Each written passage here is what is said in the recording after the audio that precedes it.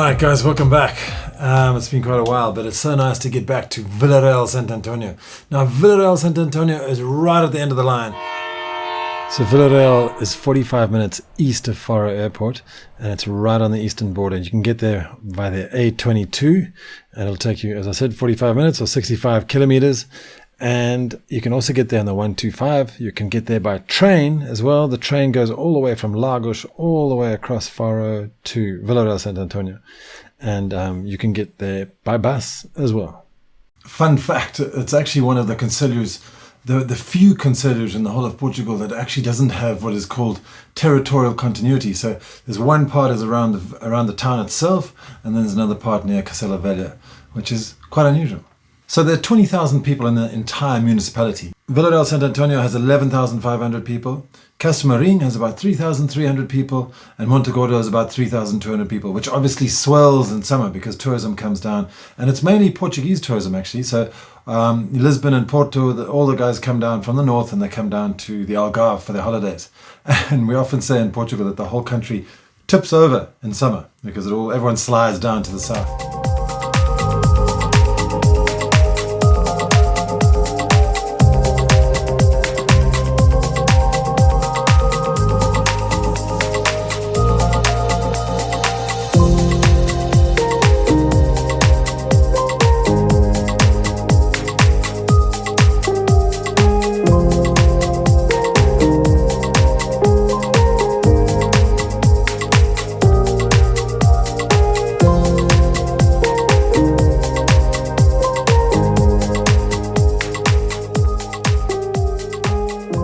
The history of Villarreal Santo Antonio, a long time ago, megalithic tribes created these honeycomb tombs in the hills near a place called Nora, which is just northwest of Castelo Velho. I'll show you on the map, but it's quite interesting. So obviously they've found these through archaeological digs and they've figured it out. Castelo was quite an important town during Roman times, and the Moors actually consolidated on this fact when they took over, and they also built up Castelo as quite an important town themselves. In 1240, Paio Perez Correa, who was the master of the Order of Santiago. Now, you know what orders are, right? The orders of the Knights Templar.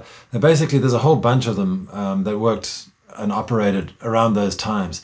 And there were groups of military and monks. So there were groups of knights and monks that were ordained by the Pope. Not ordained, sorry. They were tasked by the Pope to keep the peace. And actually, they were tasked to kick out the Moors out of Iberian Peninsula. But their main job was actually to protect the pilgrims who were going to the Holy Lands, and they were, going through Iberia. So these knights would help protect and provide security. Now, the Order of Santiago is one of the famous orders around town, and this guy Paio Perez Correa, he was leading the charge to eject the Moors, and he made Castelo one of his bases from where he would launch his Algarve campaign from. So it was an important town.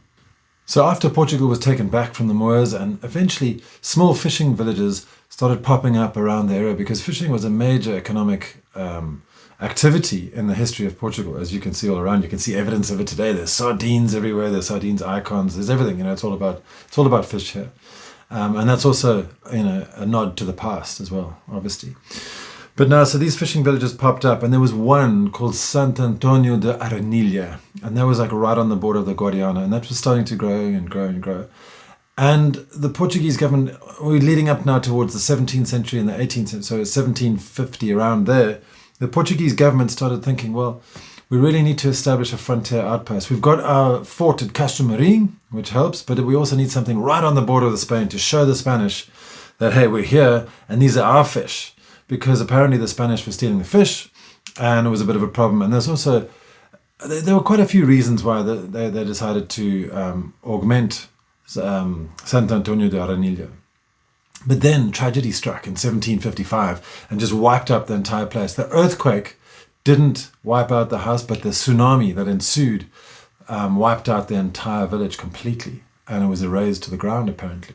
So in December 1773, a royal decree started the creation of this new town, which was called Villarreal de Santo Antonio, which literally means royal town of Santo Antonio. So they kept the Santo Antonio homage to the past village, and then they said it's a new royal town. And this was constructed in lightning speed, literally just over 2 years it took them to create it. And it was created by the Marquês de Pombal, who was fresh from re-engineering the whole of Lisbon. And he came down and said, okay, well, I'm going to sort out this town. And he adopted what was called a Pombaline grid after his name, the Marquês de Pombal. And it's basically in a grid-like structure all the way. So it's a very unique town. Well, it's not a very unique town. It's a unique town. It's quite different to the rest of towns in Portugal in that it's constructed specifically on a grid basis, where all the rest of the towns sort of grew, with their roundabout ways. Okay, so we've covered the location and the access to Vila Real Santo Antonio. We've covered the history, why it's there. Now let's see why it's fun to live here in Vila Real Santo Antonio. What's to do in Vila Real Santo Antonio? Well, first of all, there's this massive big river running down the east of it, and that's called the Guadiana River. It's one of the largest rivers in the Iberian Peninsula, probably second only to the Tagus River, which runs through Lisbon, or the Tejo. And it is big. I've paddled it a lot. It's amazing. But as you can see, it comes out here and it separates. So now it separates Spain from Portugal. And there's tons to do. There's a marina right here, and if you're into kayaking or paddleboarding, you can just rent a board. Actually, in the little marina a little bit further north, they've made a praia fluvial there, and they've launched it. And you just paddle around, get some exercise. You actually can go into the salt pans further north as well. There's some really nice little intricate little rivers and things. Obviously, depending on the tide, those get a little bit dried out at low tide, and at high tide, they're full. So there's lots to do water related, and also the beach down south. So now the beach is pretty different here because it's a real beach. If you go a little bit further west, starting at Castelo Velho and going all the way west to Faro, you won't get direct access to the beach. You'll have to cross the lagoon. So that's a plus for Vila Real Santo Antonio. And Montegordo is just down the road. It's literally about 5 minutes away. So you can get down there and experience all the tourism vibe. So let's just chat to my friend Veronica quickly about hopping over to Spain, because she'll just explain it quickly, and then afterwards I think I'm going to do a little bit of a bonus interview with her. This is the view that we're looking at. It's absolutely stunning, absolutely amazing. And where's your little ferry? Just right down here. Over here. No, you're gonna have to truck over here to see it. So it's right here. See this building right here? Yeah. So the ferry pops in right there. And it just goes back and forth, so we should see it either going over. Oh, here it is coming back. So there's a Spanish one. Ah, that's the ferry right over there. Okay, gotcha. You've got a Spanish one and a Portuguese one. You buy your ticket on each side because you pay the Portuguese for your ride, the $1.90, and then you pay the Spanish side for their ride, €1.90. And I always tell people, if you do take the ferry, you're going to buy your ticket here, jump on it, go over. When you get to the other side in Spain, just buy your ticket there early so you don't have to line up in a queue. So what would the Algarve be without golf? And Castro Marine Golf Course is actually 3 courses. They've got 3 9-hole courses. One is the Grass, the Guadiana, and the Atlantic. So you've got a bit of choice over there. Then heading northeast to the Quinta do Val Golf, 18 holes designed by Sevi Ballesteros, who unfortunately died in 2011. But he was a fantastic golf player and dominated the TV screens in my youth. A little bit further west is Monterrey. It's reputed to be one of the most expensive golf courses in the Algarve at around €170 a round. It's been badly damaged by a recent fire, but I'm pretty sure it's still working. I haven't been over to go and check. So there are a couple more a little bit further away, Quinta da Ria and Quinta da Cima, and then also Benamor near Tavira. So those guys, if you want to travel a little bit further afield from Vila Real Santo Antonio, got some golf further down there. And then over the border, Isla Canela Golf Course, 18-hole golf course, and Costa Azuri Golf Course. So you are spoiled for choice when it comes to golf. Mountain biking and hiking is great. So all these salinas, or the salt pans around here, you can walk around because they've all got paths all around Vila Real Santo Antonio, in between here and Montegordo and Castro. So you can hike or bike all the way along there. And then if you go a little bit further north, you get into the hills and you start getting these wonderful hidden valleys and finding some incredible hikes. And if you go quite far north up the Guadiana, all the way to the Alentejo border, there's a town called Alcutin, which is a hidden treasure. I'm not going to tell you anything more about it, but it's a hidden treasure because I want to go and make a video there, and I've always loved Alcutin. And then there's Mertla. Oh my gosh, now we can go into everything else. But yeah, there's some hidden treasures further north in the country. Now let's get into the town itself, because it was an amazingly designed town. It was quite groundbreaking for its time. So let's zoom right into the town and I'll show you. Obviously, the center of the town is the square, the Praça de Marquês de Pombal, and you can see there's lines of tower, apparently. I'm not sure exactly what it's called. But if you go from the Centro Cultural de António Leixo in the west, and you head straight out to Spain, there's the square, and then there's the city hall, and then there's the Alfândega, which is the customs house, and those are all presenting a big, powerful image to the Spanish. And then the north-south line is, the church over here, and then that actually carries on all the way up to the cemetery and down. So that's apparently the spiritual line.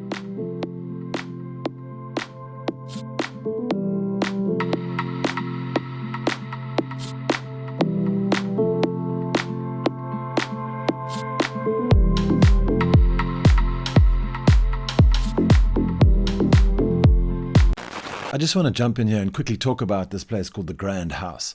Now, it made quite a splash when it opened up, a couple of years ago, and it is amazing. It's like Relais Chateau. It's really expensive. Apparently, it's normally about 450 euros a night. I think you can get some deals online, which is half that, just about sometimes in the off season. The best thing about this place is it's got a story behind it, because way back in the day, there was a guy called Ramirez who opened a canning factory, the first canning factory in the world, and he did it in Vila, Santo António. So he was canning tuna and then sardines and all kinds of stuff, and they were doing so well, they wanted to attract people to the place, so they opened up a hotel. And it fell into disrepair, and the new owner came along and he took note of the culture and the historical aspect of it and really brought it to life. And it's a beautiful example of renovation and preserving the culture and history of Portugal. So I urge you to check it out. And also got an awesome beach club, which is like for the Instagrammable crowd. You can get some great shots down there. It really is amazing. So yeah, they're not paying me to do this. I just love this place. Okay.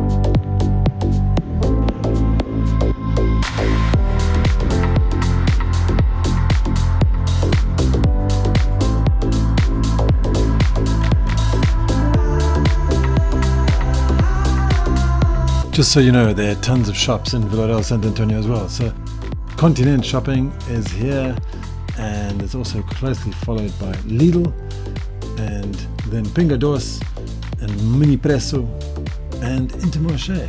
So you can do whatever you want, shopping all over the place. Vila Santo António is served well by public schools and government schools. That I know of, there are no international schools in Vila Santo António. And but please, guys, check out my international schools video and my Portuguese schooling video, so you can get up to scratch with all the schooling systems in the Algarve and in Portugal itself.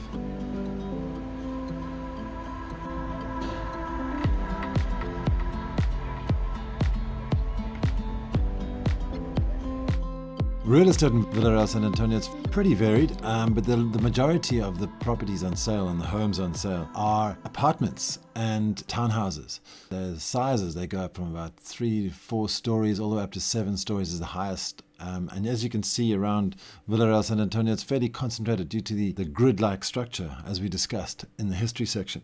But I did a little bit of an analysis, and I found, like, if you look at all the properties on sale right now, there's about 200 of them on Idealista, and that's an average price of 1,816 euros per square meter. I looked at T2s, which are 2-bedroom apartments, and I analysed that. There were 80 of those available, and at an average price of 2,047 euros per square meter. Average square meter is about 79 square meters, so that came out to 160,000 euros per T2 on average. Hopefully that gives you an idea of more or less what the property prices are like around Vila Santo António. I hope you enjoyed that, and I hope you understand a little bit more about Vila Santo António now. But obviously the best thing to do is to get there and go and experience it for yourself and see if it really works for you. If it doesn't, it doesn't. But just one little thing about medical stuff, medical clinics. There's a very advanced new medical clinic in Villarreal, Santo Antonio. And if you need any really good hospitals, then you need to go over to Faro and private hospitals in Lole, Faro, and also in Olhão. What I'm going to do now is I'm going to leave you with a little interview that I did with Veronica, and then we went down to the square afterwards in Villarreal, Santo Antonio. She's got a fantastic YouTube channel, and she can tell you tons more about Villarreal, Santo Antonio on it. So go check that out. And yeah, thanks very much. Just please, guys, like and subscribe. And subscribing, if you're not subscribed, please subscribe, because it really, really does help me, grow the channel and turn this into a more consistent thing. Okay.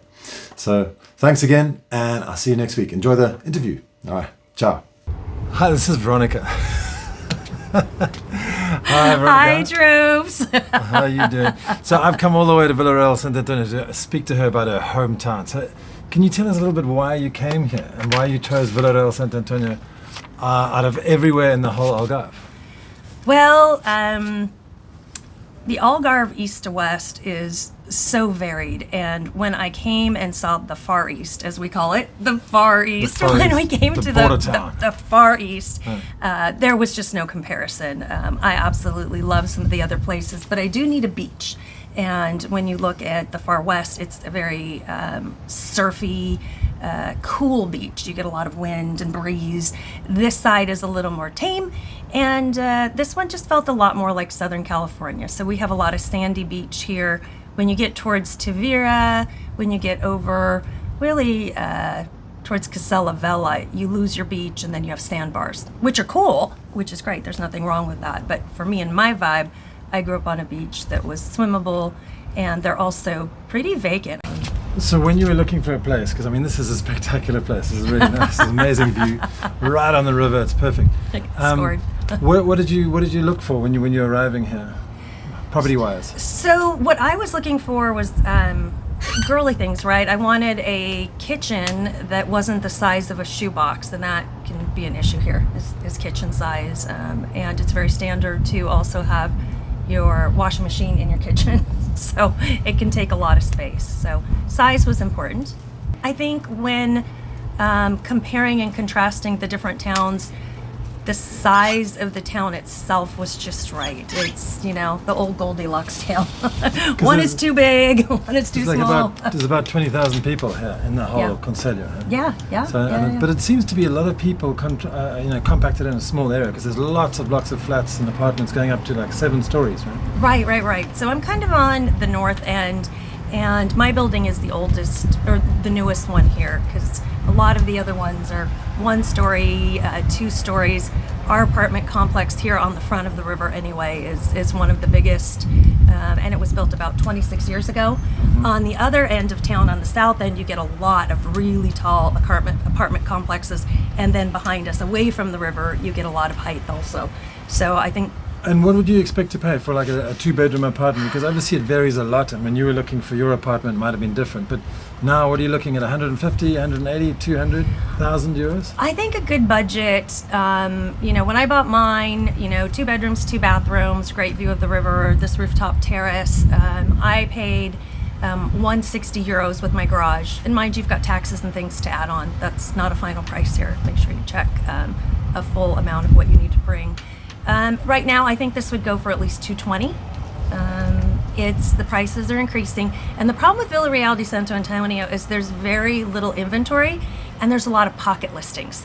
You have to look at one of our videos, or we'll have to do one just on what real estate agents do here to each other, and a lot of these properties are listed by more than one agent, and so they try to keep them. the same listing on the same website, and you'll think they're like 6 properties, but there's only one, Right. So I do recommend going to 2 websites, the Idealista and Casa Sapa, just to look around, but then you've got to go to your agent, because half of them are totally wrong.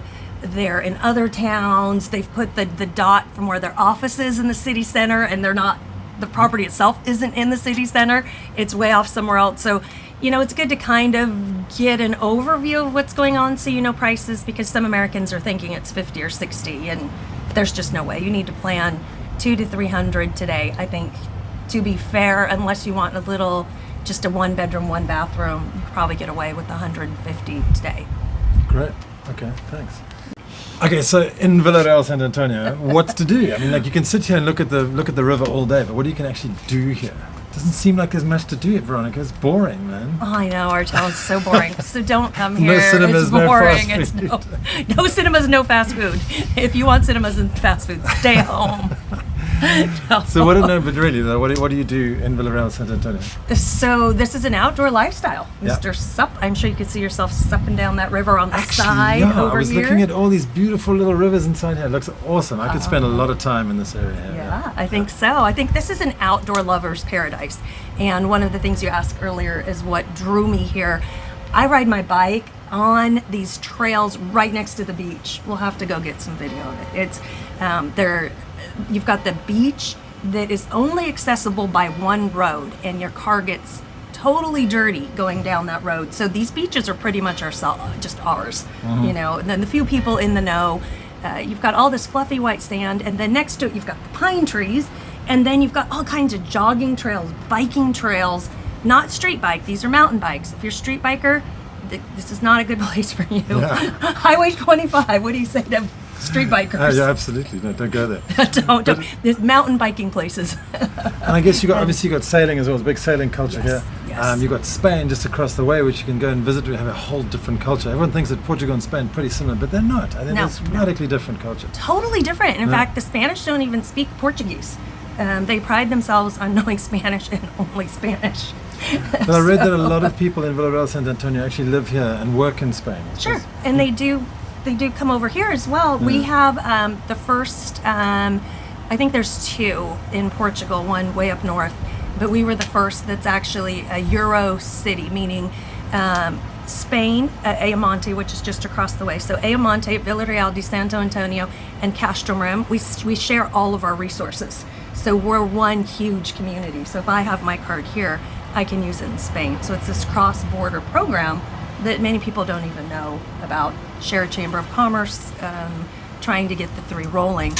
But for sure, a fun thing to do is hop on the ferry, which is literally right there. I'll point it out. So you take the ferry. It's 9 minutes from here in Villarreal to Ayamonte, and you could probably do a time lapse to show the boat going. Yeah, and come you're back. going forward in time as well, because it's 1 hour ahead over there, isn't it? Yeah, and that's the cultural thing you need to plan for too. Here, a lot of places will close for lunch, but over there they close for siesta. And because you lose that hour, let's say you leave here at 10 in the morning, all of a sudden it's 11, they go out for their siesta, and they don't come home till or go back into the stores till 7, 8, 9. I mean, it's quite a... It's very different, yeah. Yeah, so you can head over there and then go, there is nothing to do in this town. So you need to go early or go late. And the schedule, check the ferry schedule, because it's different in summer versus winter, every hour versus half hour, all that So stuff. we've got so riding bicycles, Bicycle. beaches, sailing, paddle boarding, no cinemas. no cinemas, just go to Tavira. But if you came to Portugal to go to the cinema, I'm just messing with you. I'm just messing with you. This is I was just embarrassed with girlfriends, and when we saw something crazy, we'd just go, and all the locals would look at us like, you're crazy. And we're like, yes, don't. But obviously there's tons of really nice little restaurants and bars and things popping up. And I've just been walking around Villarreal, Santo Antonio this morning, and it just looks like, there's some really nice places around there. São Espinhos. Community. Yeah. You've got a community. You've got the Praca, the square, the Royal Praca, Villarreal de Santo Antonio. It is a royal Praca. And when you look at the history of the town, it was built like a little Lisbon, and it really was the Pombaline government's crowning achievement, because this town was completely planned where Lisbon was destroyed and replanned. This was planned just before the 1776 earthquake. So this is the Pombaline government's crowning achievement. They are so proud of it.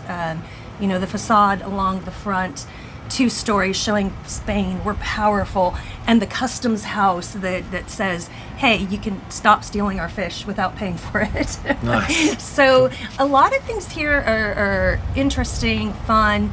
And as far as a transit point to jump over to Spain, you've got bus stations literally in front of me. You might be able to hear it in the background.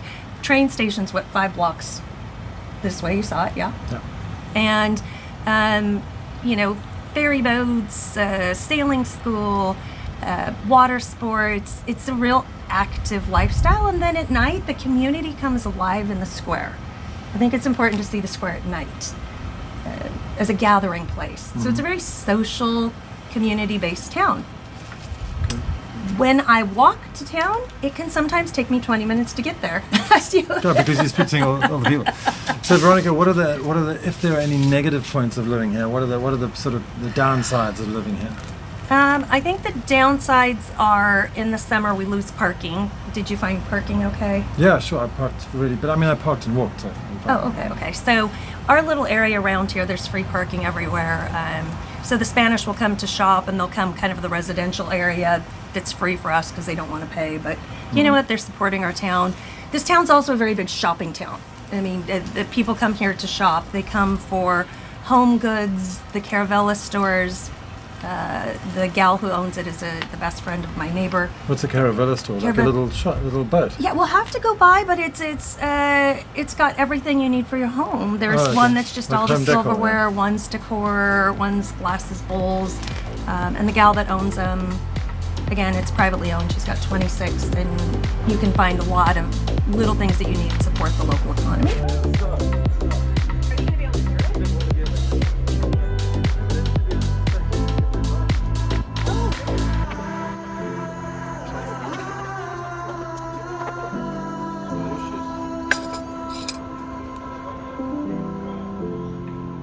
Obrigado. Bye. Thank you for visiting Vila. Cheers. Cheers, Jen. Thanks a lot. Bye.